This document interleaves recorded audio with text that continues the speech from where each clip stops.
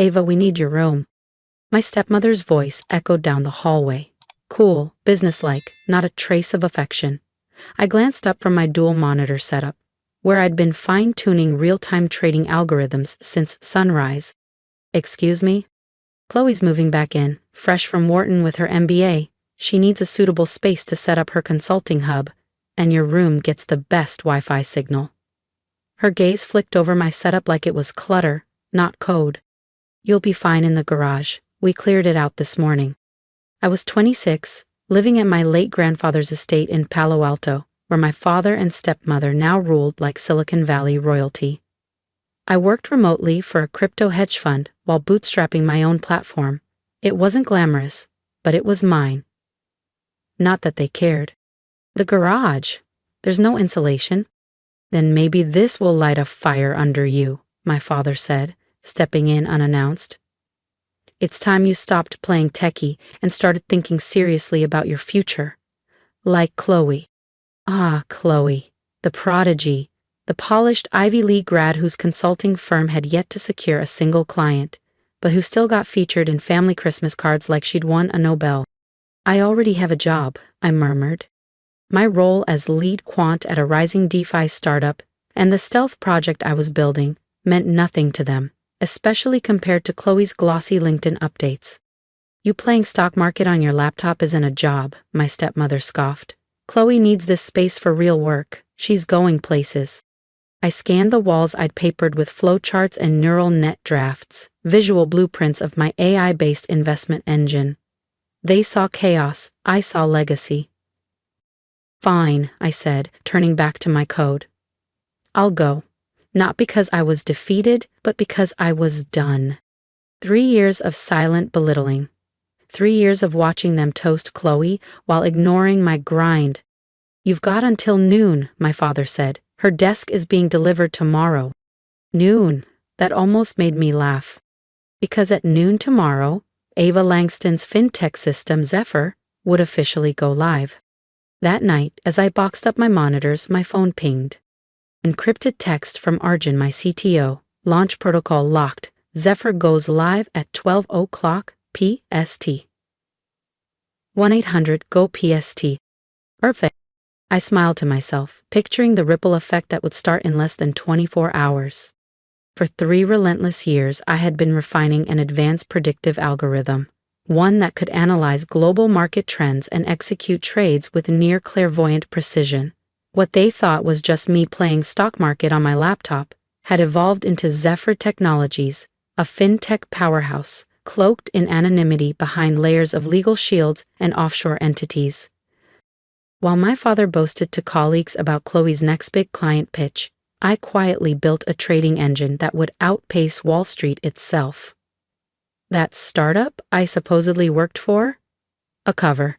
The real company, Zephyr, occupied the top floors of a downtown San Francisco tower, unmarked and impenetrable. And tomorrow, Zephyr would officially launch its public-facing product, Zephyr Pulse, an autonomous trading platform that would redefine algorithmic investing, and just so happened to target legacy institutions for disruption. A new message from Arjun. Phase 1 confirmed. Zephyr's acquisition of Meridian Trust is finalized. Meridian Trust, my family's bank, the one they used to fund Chloe's tuition and their luxury upgrades, while telling me there just wasn't room in the budget to invest in my first startup? By morning, they'd wake up to find that their precious institution now answered to me. I sealed the last cardboard box as Chloe's voice echoed through the hallway.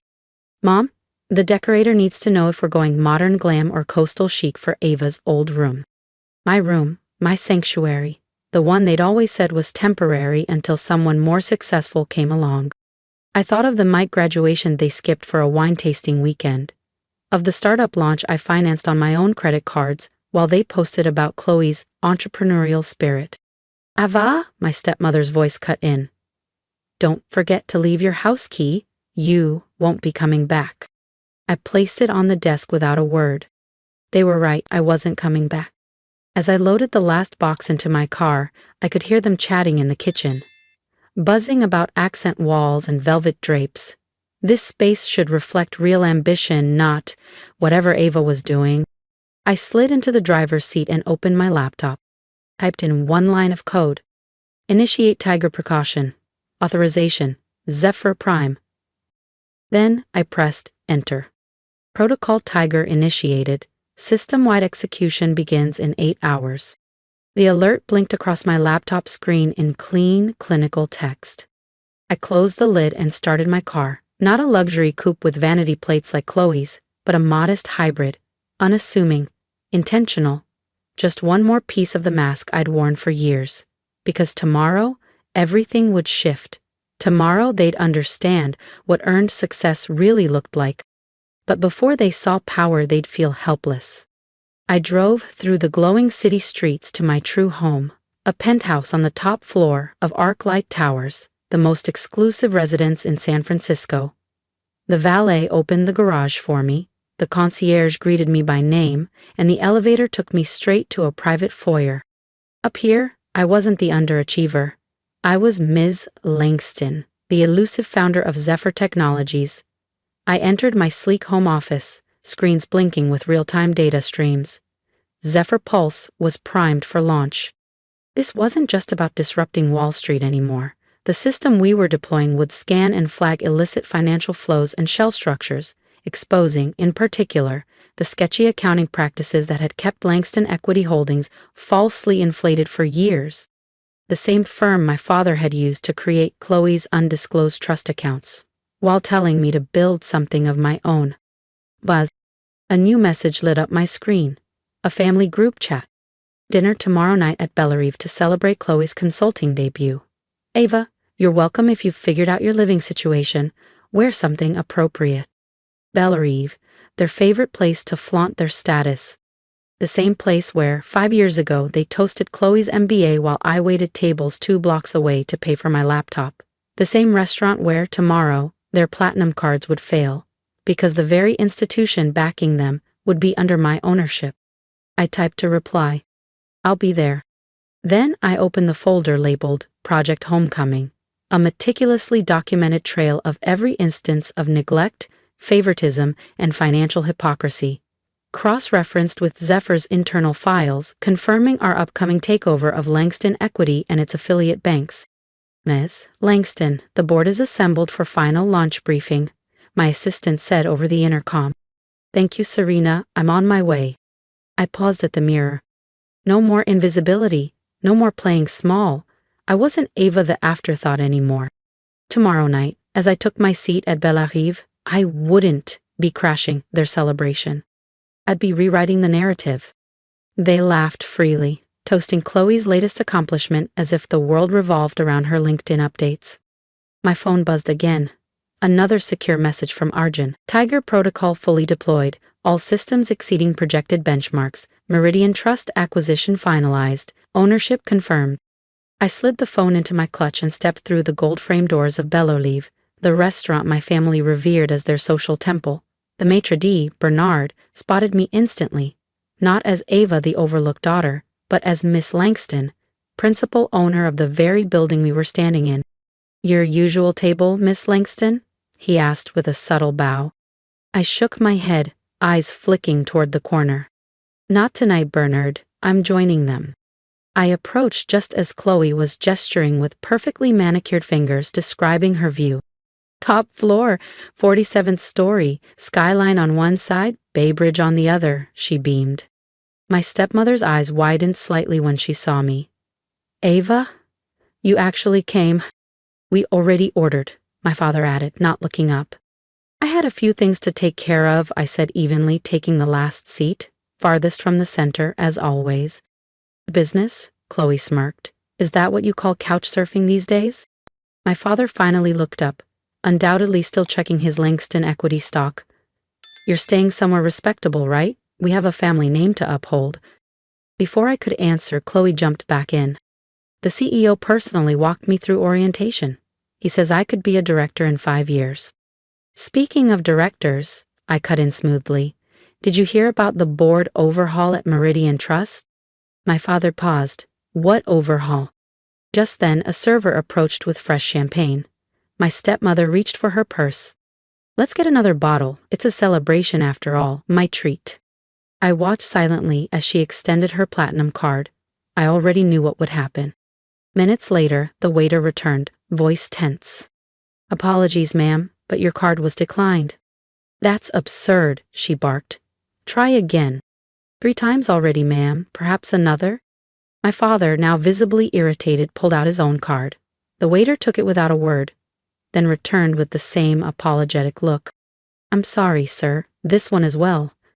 Chloe let out a soft sigh and reached for her Morgan Stanley corporate card.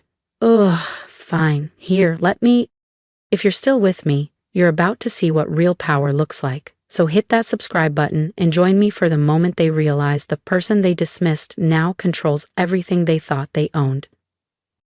"That won't work either," I said quietly, setting my water glass down. All heads turned toward me. "What do you mean?" my father asked sharply, already sensing the shift in tone. I met his gaze, steady. "About Meridian Trust. There's been a change in leadership. As of midnight, all account activity is under new management." My stepmother's face paled. "What are you saying?" "Protocol, Tiger." I leaned back in my chair, watching as the puzzle slowly clicked into place behind my father's eyes. He'd spent decades in finance. He'd heard whispers about a new player disrupting the system. "That's impossible," he muttered. "Zephyr's system, the one everyone's been talking about," I confirmed. "The one that just finalized its acquisition of Meridian Trust." Chloe blinked, confused. "What does that have to do with our cards not working?" "Standard protocol." I folded my hands calmly. "The system identified a series of suspicious activities across your personal and corporate accounts. Hidden trusts, unusual transfers, creative tax routing. Until they're cleared, everything gets frozen." My father's face darkened. "How do you know this?" I smiled. "Because I built it. I am Zephyr Technologies." Silence dropped like a bomb. Even Chloe's constant hum of self-congratulation went quiet. "That's absurd," she finally said. "You work at some garage startup." "A cover," I replied coolly. "Zephyr operates through dozens of shell firms. That little startup? One node in a global structure. We employ over 3,000 people in 15 countries. As of today, we control the infrastructure of your entire financial footprint." My stepmother's hands trembled around her napkin. "But you're just—" "Just what?" I cut in. "Just the girl you told to sleep in the garage? Just the disappointment who wasn't worth investing in? Just the one who wasn't Chloe?" I pulled a black, unmarked card from my clutch and handed it to the hovering waiter. A small Zephyr Prime insignia shimmered in the corner. "The champagne's on me, actually. Everything they've ordered here for the last 5 years has been on me. I bought this building 3 years ago." The waiter gave a small bow. "Of course, Miss Langston." "Langston?" my father repeated, stunned. "You're Ava Langston?" I nodded once. "The same Ava Langston who built the very system you just tried to use. You might have missed it, too busy following Chloe's press mentions to notice what I was building." Chloe's lips parted slightly, her face ghostly pale. "And yes, the Morgan Stanley merger? Their trading platform partner is Zephyr. You'll be using my tech. If you're still there after the review, if you're still watching, you've seen the false start, but it's just beginning. Tap subscribe and stick around, because next they learn what it means when the girl they dismissed becomes the architect of their downfall." "Protocol Tiger has already flagged some unusual activity in your department's trading history, Chloe," I said evenly. "So if I were you, I wouldn't bank on keeping that director track." My stepmother leaned across the table, voice trembling. "Ava, sweetheart, can't we talk about this? We're still family." "Family?" I stood slowly, letting my eyes meet each of theirs. My father's flushed with anger, my stepmother's pale with fear, Chloe's stunned and silent. Family doesn't evict you for not being the favorite. Family doesn't ignore your achievements just because they weren't handed down by connections. Family doesn't skip your graduation for a brunch at the yacht club. I picked up my purse. Deep green alligator leather, subtle but unmistakably elite, worth more than the sedan my father bragged about in his office garage. "Your accounts will remain frozen until our audit is complete," I continued. "And based on what Protocol Tiger is already uncovering, I'd prepare for a call from the SEC, probably before the weekend." You can't do this, my father growled. I already did, I smiled, then paused mid-turn. Oh, and Chloe? I tilted my head. If you're looking for a place to crash, I hear the garage gets excellent sunlight this time of year. I walked out without looking back. Behind me, my stepmother's muffled sobs, my father's angry muttering, Chloe's stunned silence. In my hand, my phone, buzzing with an encrypted update from Arjun.